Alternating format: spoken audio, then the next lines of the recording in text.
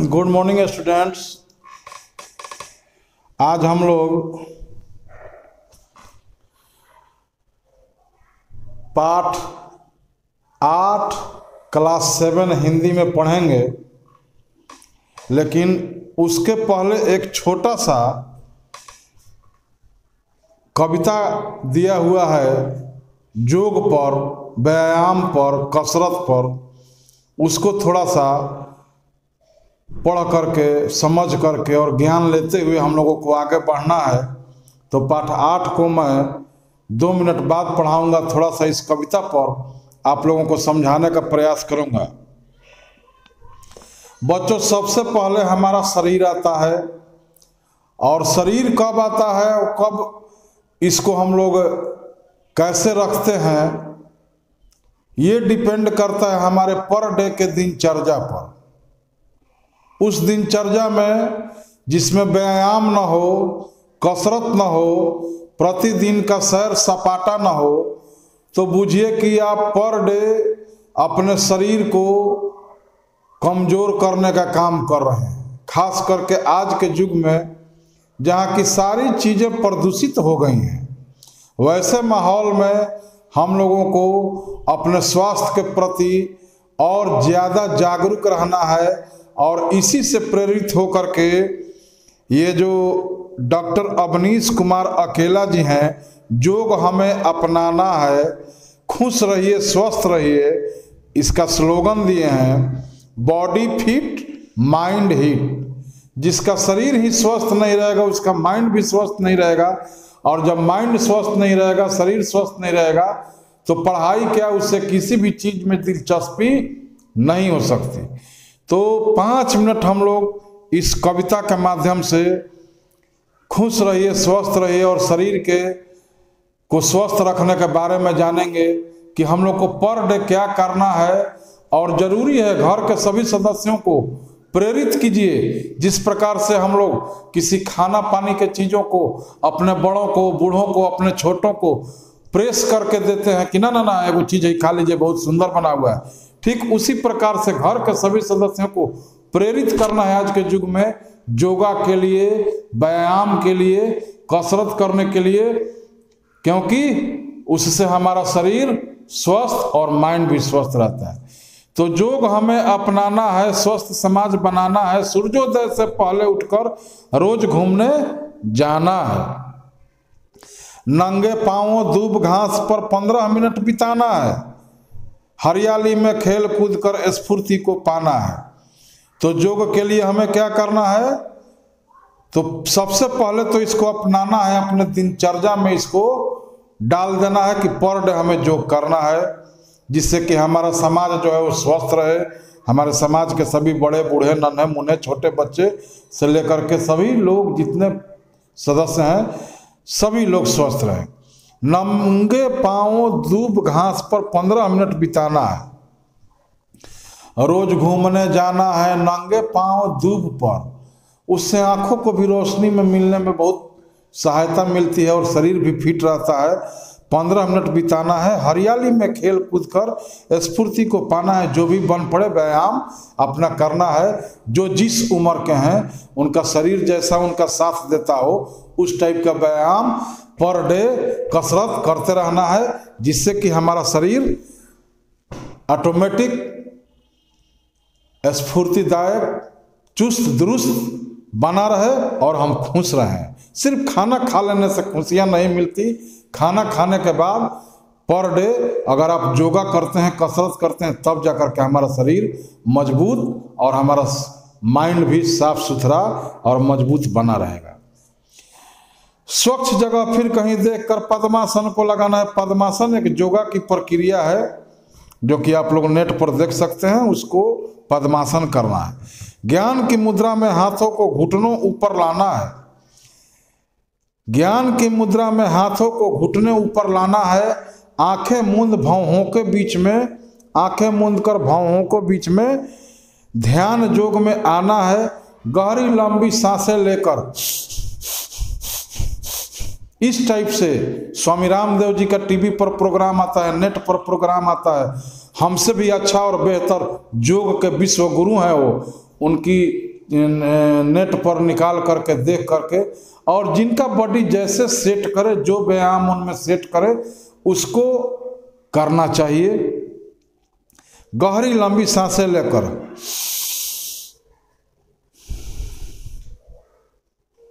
सांस लेना है, छोड़ना है, मन को शांत बनाना है।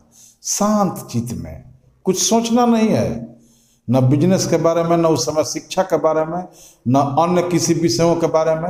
उस समय सिर्फ और सिर्फ योग, जिससे कि हमारा शरीर तंदुरुस्त हो जाए और हमारा मन तंदुरुस्त रहे, हम खुश रहें। मन को शांत बनाना है, जितना हो इस प्राणायाम में उतना समय बिताना है। जितना ही कीजिएगा उतना ही शरीर के लिए ठीक रहेगा। फिर अपने कामों में लगकर दिन सानंद बिताना है।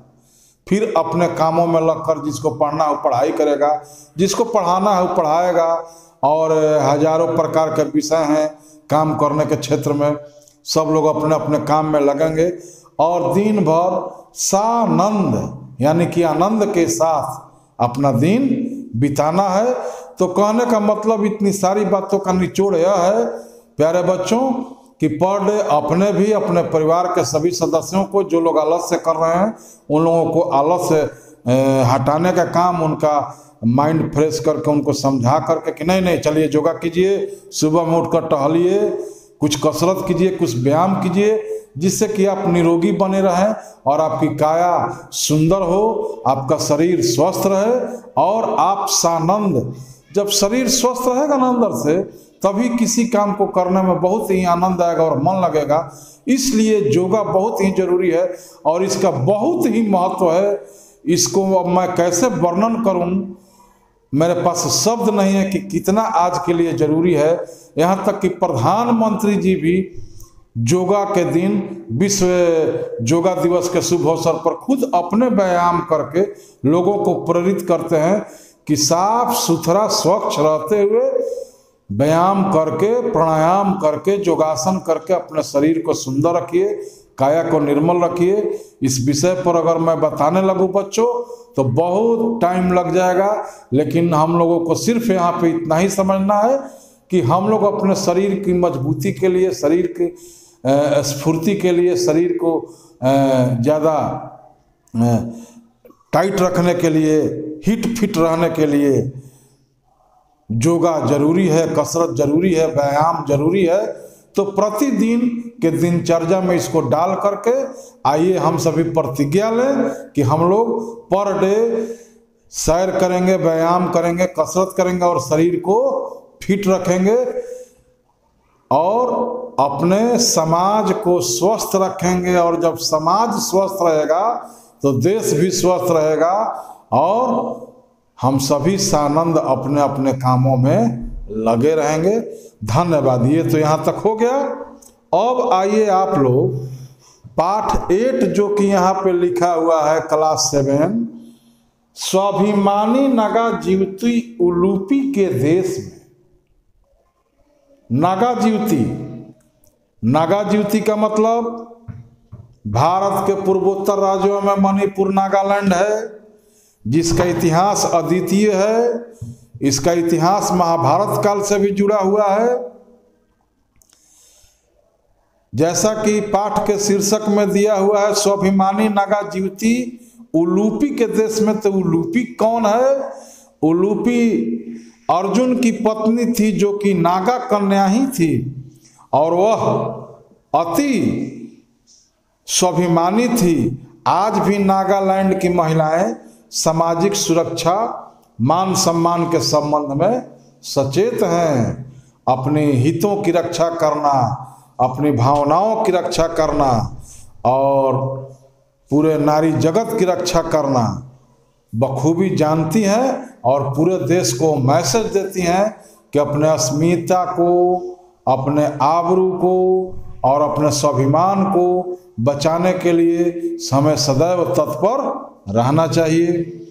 तो आइए आज हम लोग स्वाभिमानी नागा जीवती उलूपी, जो कि अर्जुन की पत्नी थी, उनके देश के बारे में अभी के संदर्भ में जो लेखक लिखे हुए हैं उसको समझें। लेखक लिखते हैं एक बार मैं अपने एक मणिपुरी मित्र के साथ गुवाहाटी से इम्फाल जा रहा था। मणिपुरी मित्र के साथ गुवाहाटी से इम्फाल जा रहे थे। पत्रकारिता के लिए गुवाहाटी आने के बाद मेरा पहला मकसद पूर्वोत्तर की यात्रा थी। गुवाहाटी आने के बाद पत्रकारिता के लिए उनका मकसद पूर्वोत्तर का यात्रा था। जब भी वहां जाने का मौका मिलता उसे चूकते नहीं थे लेखक। गुवाहाटी से इम्फाल जाने का रास्ता नागालैंड के दीमापुर और कोहिमा से होते हुए है। नक्शा पर भी आप लोग देख सकते हैं, मिला सकते हैं, लेकिन यहाँ पर लेखक लिखते हैं कि गुवाहाटी से इम्फाल जाने का रास्ता जो है वह नागालैंड के दीमापुर और कोहिमा से होते हुए है। उस वक्त गुवाहाटी से दीमापुर के बीच रेल सेवा लोकप्रिय नहीं थी। जिस वक्त इस रचना को लेखक ने लिखा था उस समय गुवाहाटी से दीमापुर के बीच रेल सेवा लोकप्रिय नहीं थी। गुवाहाटी से नाइट सुपर बस खुलती थी जो सुबह दीमापुर पहुंचती थी और ठीक लेखक भी उसी प्रकार दीमापुर बस से पहुंच गए। असली नागालैंड तो दीमापुर के बाद ही आरंभ होता है। असली नागालैंड जो है वह दीमापुर के बाद आरंभ होता है। दीमापुर में सभी समुदायों के लोग रहते हैं। वहाँ काफ़ी संख्या में हिंदी भाषी मौजूद हैं, यानी कि हिंदी बोलने वाले लोग मौजूद हैं। ऊपर असम जाने वाले रेल मार्ग का यह एक बड़ा स्टेशन है। उसके आगे असम पड़ता है, पहाड़ी क्षेत्र है, ऊंचाई पर असम बसा हुआ है। तो असम जाने के लिए रेल मार्ग का यह एक बड़ा सा स्टेशन है। दीमापुर पार करते ही एक चेक गेट मिला, वहाँ पर इनर लाइन परमिट की जांच होती है। मेरे पास इनर लाइन परमिट तो था नहीं, परमिट मीन आज्ञा, इनर लाइन परमिट लेखक के पास नहीं था, लेकिन प्रेस कार्ड जरूर था। सुरक्षा बल वाले प्रेस कार्ड देखकर मान गए।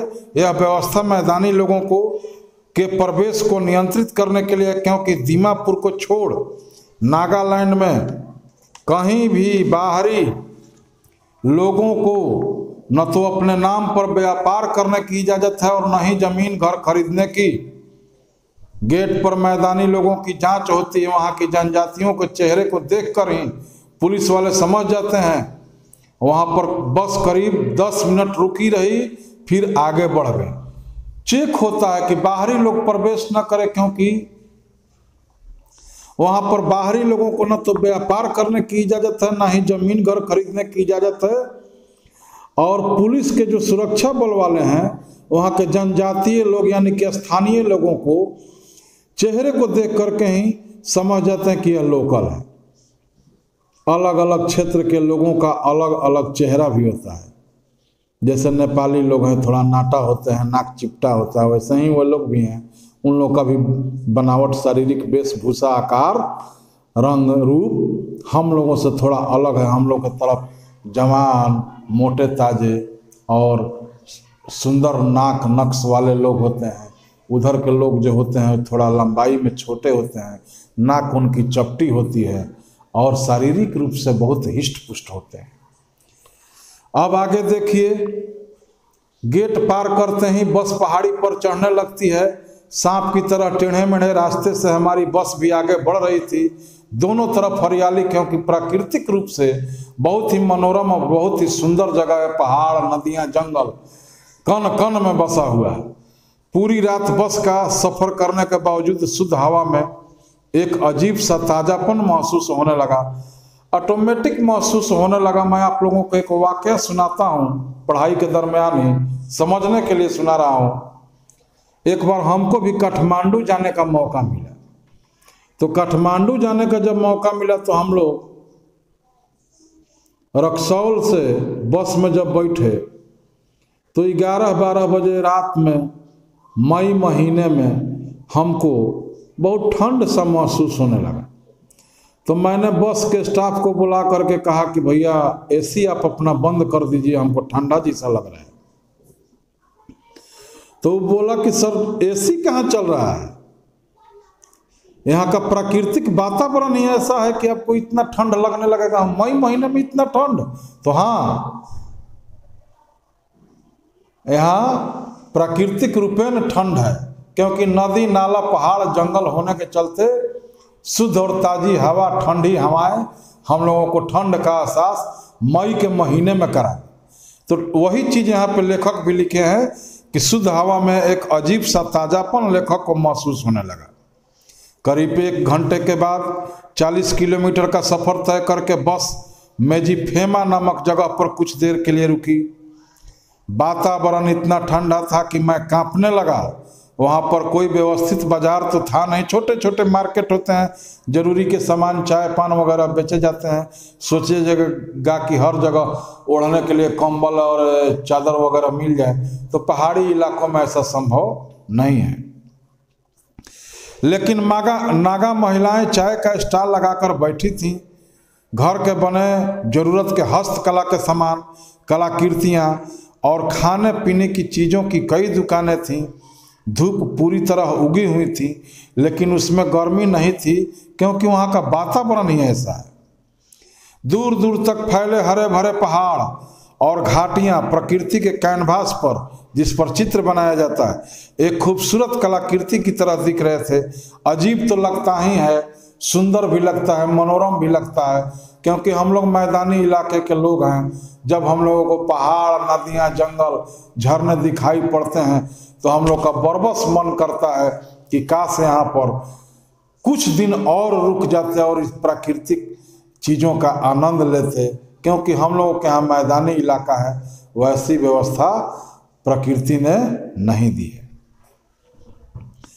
अब आगे देखिए, लेखक वर्णन कर रहे हैं कि हरियाली बिल्कुल किसी सुंदर पिकनिक स्पॉट की तरह।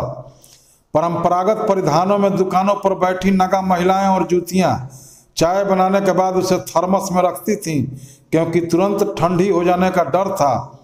चाय पीने की तलब हुई तो मैंने भी चाय पी। लेखक ने भी उन ज्योतियों के द्वारा बनाए गए छोटे छोटे दुकानों में बैठ कर के चाय का लुत्फ लिया, आनंद लिया। अन्य बस यात्री भी चाय का आनंद ले रहे थे। इसके बाद लेखक एक दुकान पर गए और नागा शॉल की कीमत पूछी। शॉल जो कि हम लोग ओढ़ते हैं, नागा शॉल काफ़ी गर्म होता है और इतना लंबा कि एक आदमी आराम से उसे ओढ़कर सो सकता है। महिला ने टूटी हिंदी में उसका दाम बताया तो मैं मोल भाव करने लगा। इस पर वह महिला नाराज हो गई और कहने लगी, आप क्या समझता है, हम लोग ज़्यादा दाम बोलता है? हम लोग एक दाम बोलता है, आप लोगों की तरह सामान का ज़्यादा दाम नहीं मांगता। लेखक ने जब उस शॉल की कीमत पूछी तो हम लोग के तरफ जैसा मार्केट है, सिस्टम खराब भी है और सुंदर भी है, परंपरागत चला आ रहा है। हम लोग एक सब्जी भी खरीदने जाते हैं तो कहते हैं कि कुछ कम कीजिए। छोटा सा उदाहरण मैं दे रहा हूँ। आरा के किसी भी मार्केट में जाते हैं, जब 2-4 मार्केट को छोड़ दिया जाए जहाँ की फिक्स रेट नहीं है, तो हम लोगों का ये एक आदत सा बन चुका है बचपन से ही कि कोई भी सामान खरीदने जाएंगे तो ऑटोमेटिक कहने लगेंगे, भाई कुछ कम कीजिए ना, कुछ कम कीजिए ना। बाहर में ऐसा सिस्टम नहीं है। आप लोग जैसे ही जाइएगा इधर बिहार से बाहर दूसरे किसी भी स्टेट में, फिक्स रेट है, नो प्रॉब्लम। लेना है रेट लिखा हुआ है, नहीं लेना है आपका मर्जी। ये सब की व्यवस्थाएं ही नहीं है। सुनने पर लोग अजीब सा महसूस करते हैं कि कम, नो, जो लिखा हुआ है लेना है चुपचाप पैसा दीजिए, ले जाइए, अन्यथा छोड़ दीजिए। मोल भाव की बात ही नहीं करनी है। ठीक उसी प्रकार से यहाँ पर लेखक लिखे हैं कि वह नागा महिला नाराज हो गई और कहने लगी कि आप क्या समझते हैं, हम लोग ज़्यादा दाम लेते हैं, हम लोग के हर एक रेट जो है फिक्स है। आप लोगों की तरह सामान का ज़्यादा दाम बोल करके कम और बेसी कीजिए, आप मोल भाव कीजिए, ये सब यहाँ नहीं होता है। उस समय मुझे अकस्मात उलूपी की कहानी याद आने लगी। नागा महिलाओं की तरह उलूपी भी स्वाभिमानी थी। उलूपी महाभारत की एक महत्वपूर्ण पात्र और अर्जुन की पत्नी। जब उस महिला ने लेखक से ऐसा कहा कि हम लोग ऐसा काम नहीं करते हैं मोल भाव का, तो लेखक को अपने मन में उलूपी की कहानी याद आ गई। नागा महिलाओं की तरह उलूपी भी स्वाभिमानी थी। उलूपी कौन थी? आप लोगों को शुरू में ही में हमने बता दिया कि अर्जुन की पत्नी थी, जो कि बहुत बड़ी स्वाभिमानी महिला थी। भारत की एक महत्वपूर्ण महाभारत की एक महत्वपूर्ण पात्र और अर्जुन की पत्नी वह एक नागा युवती थी, जो जंगलों, पहाड़ों और नदियों के किनारे पली बड़ी थी। पौराणिक कथा के अनुसार वह ऐरावत वंश के कौरव्य नामक नागा राजा की पुत्री थी। बच्चों, मैं बारंबार आप लोगों से कहता हूं कि पाठ का नोट्स जरूर तैयार कीजिए। बिना नोट्स तैयार किए हुए आप पाठ की छोटी छोटी चीज़ों को, स्थानों का नाम, पात्र का नाम, व्यक्ति का नाम, उससे जुड़ी और उसके वंशजों का नाम नहीं जान पाइएगा, नहीं याद हो पाएगा। लेकिन अगर आप चार्ट बना लेते हैं, नोट्स तैयार कर लेते हैं, तो 100 में 99% आप लोग सफल हो पाएंगे, क्योंकि याद करने में आपको बहुत ही सहायता मिलेगी, सुलभता होगी। तो आप लोग नोट्स जरूर बनाने का काम कीजिएगा, जिससे कि पाठ को समझने में सहायता मिले।